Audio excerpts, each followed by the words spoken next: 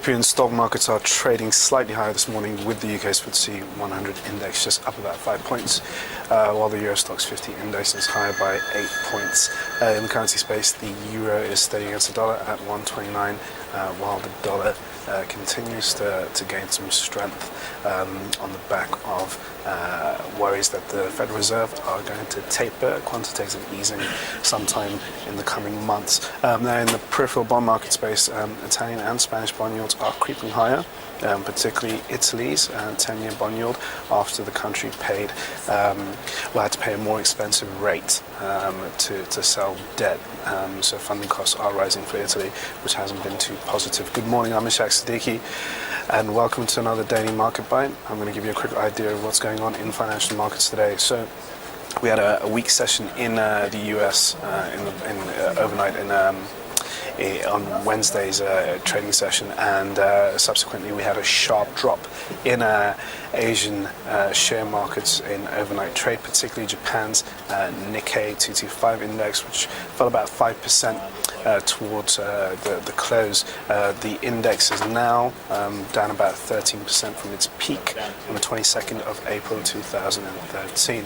That's been largely on the back of moves by the Bank of Japan, the price of Japanese bonds, and the Fed looking to taper quantitative easing, like I said, in the coming months. However, that's still not clear yet. Investors are very much focused on when the Fed will taper and how they plan to do this.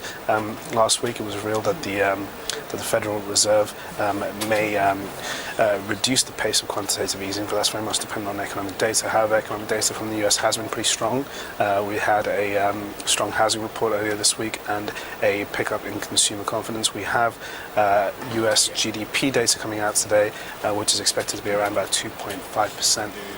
quarter on quarter, which would be a strong number, and if we see anything above that, we could see an adverse reaction in markets. Now, investors are extremely liquidity addicted, and any signs that the Fed will taper soon has got markets worried. And investors are currently assessing if it will be a systemic risk to call for a wider sell-off. So at this moment, investors are adjusting their portfolio, and today we are seeing a bit of bargain hunting after yesterday's extensive declines in European and US markets, with some traders expecting the US weekly jobless claims number to be a bit weaker than expected, and if that's the case, they're piling in right now.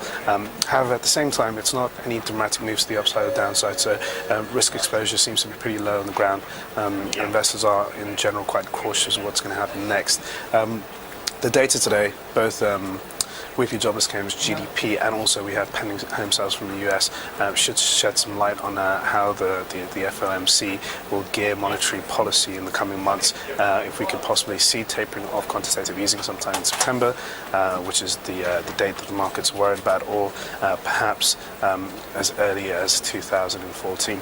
Now, closer to home in Europe, it's been news has been pretty thin on the ground, not much out on the corporate side, so investors have been focusing on economic data today. Spain's GDP was confirmed at 0.5%. Not a big surprise, as we know that Spain has been in a deep recessionary trend for a while, at least over the last 3 to 4 years, and it does suggest that the Eurozone is in for a prolonged recession, and especially periphery, which is currently austerity measures are currently eating away at countries like Spain and Italy, and that's the same case across the board, even for core Eurozone nations such as Germany.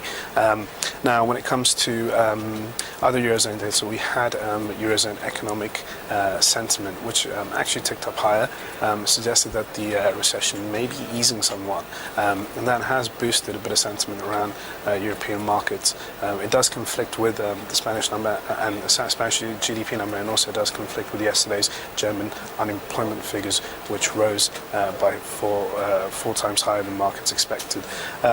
So on the whole, we are feeling quite mixed. Looking ahead for more data, for more clarity, and until then, investors are going to stay on the sidelines and be reluctant to get involved until we get a bit more information on the condition of the US economy, and if we can continue seeing strength there, or if we are in for some weakness, and that GDP figure should give us a better insight into what's going to happen there next.